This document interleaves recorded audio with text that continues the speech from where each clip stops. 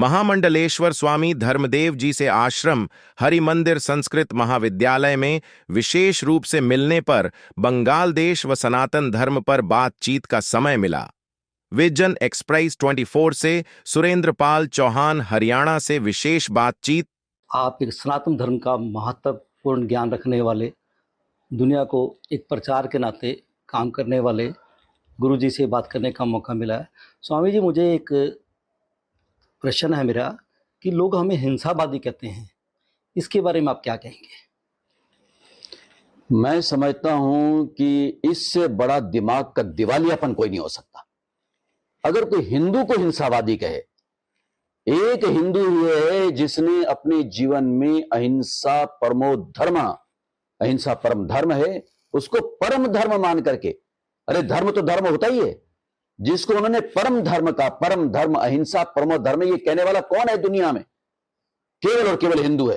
हिंदू ने इस बात को कहा था कि मेरे जीवन में सबसे परम धर्म कोई होगा तो अहिंसा होगा।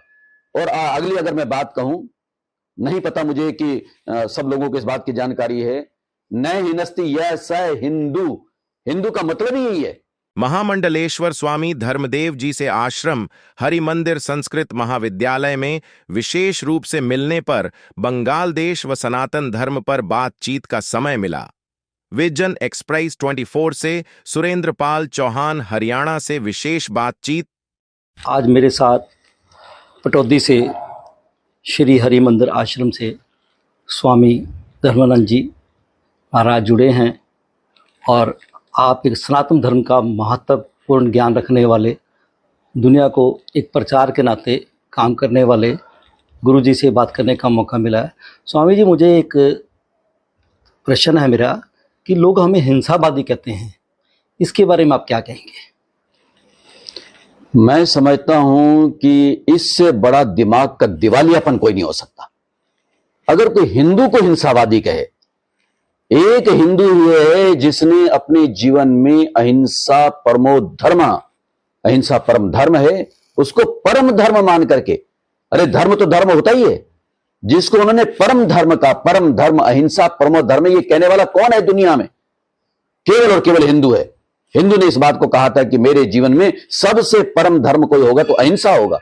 और अगली अगर मैं बात कहूं, नहीं पता मुझे कि सब लोगों को इस बात की जानकारी है, न हिनस्ति यह स हिंदू, हिंदू का मतलब ही यही है कि जो न हिनस्ति, जो हिंसा करता ही नहीं है, हिंसा न करने वाला हिंदू कहलाता है। तो कोई हिंदू को हिंसावादी कहे या हिंसक कहे, ये तो मैंने कहा ना कि उसके दिमाग का खोखलापन है, दिवालिया है उसके दिमाग का। हिंदू जो है सबकी रक्षा करता है।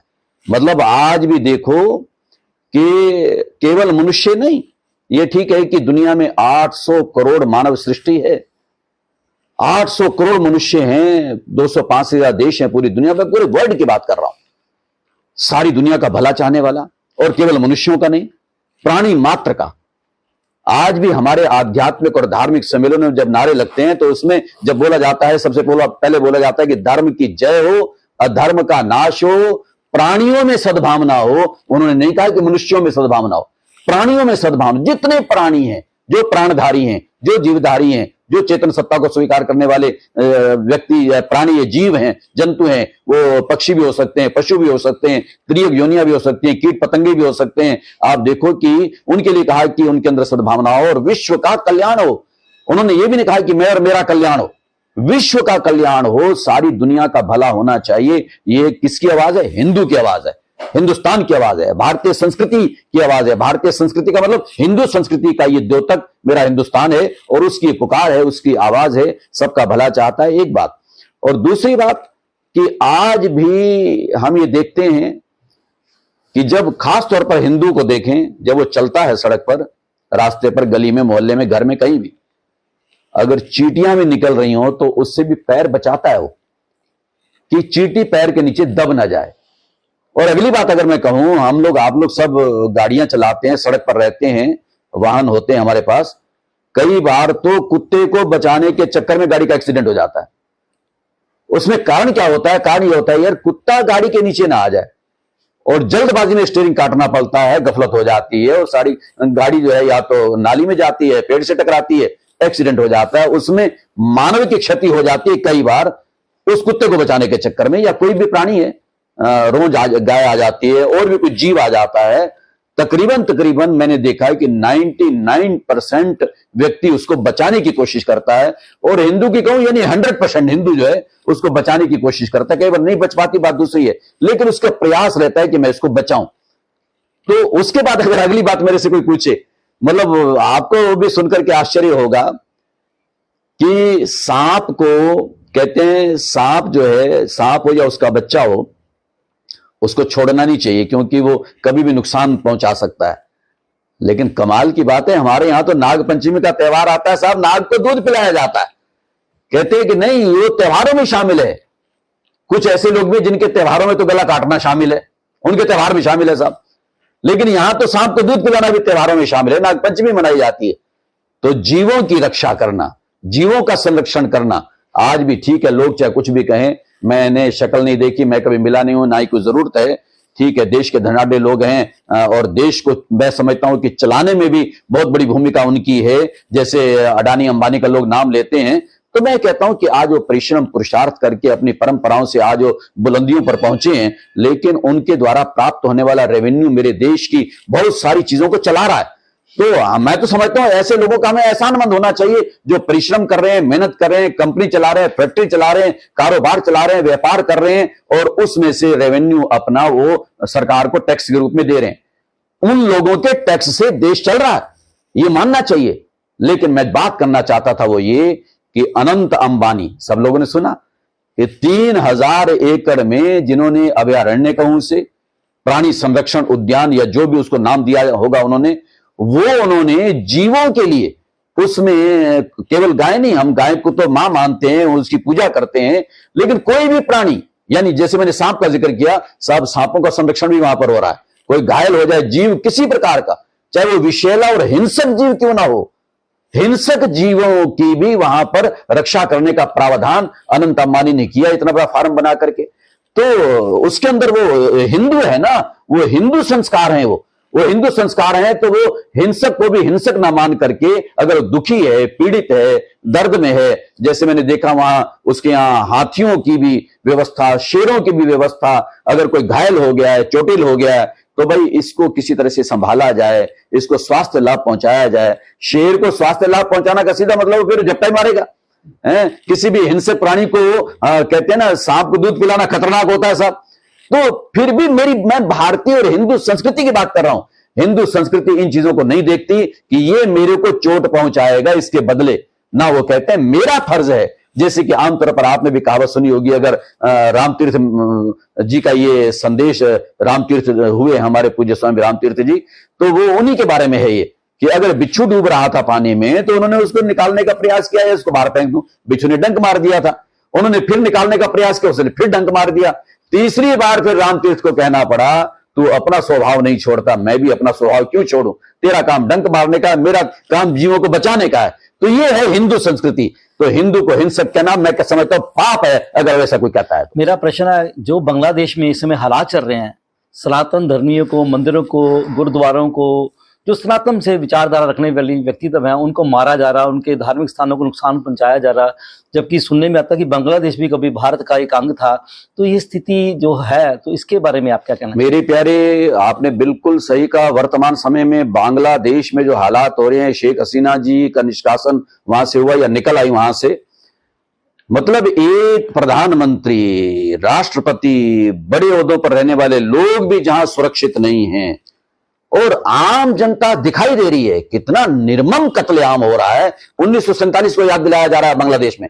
1947 में हश्र हुआ था, या तो पश्चिमी पंजाब में जब इसकी भुजा कट के अलग हुई थी, पाकिस्तान बना था, और उसमें 10-12 लाख लोगों का निर्मम कत्लेआम हुआ था।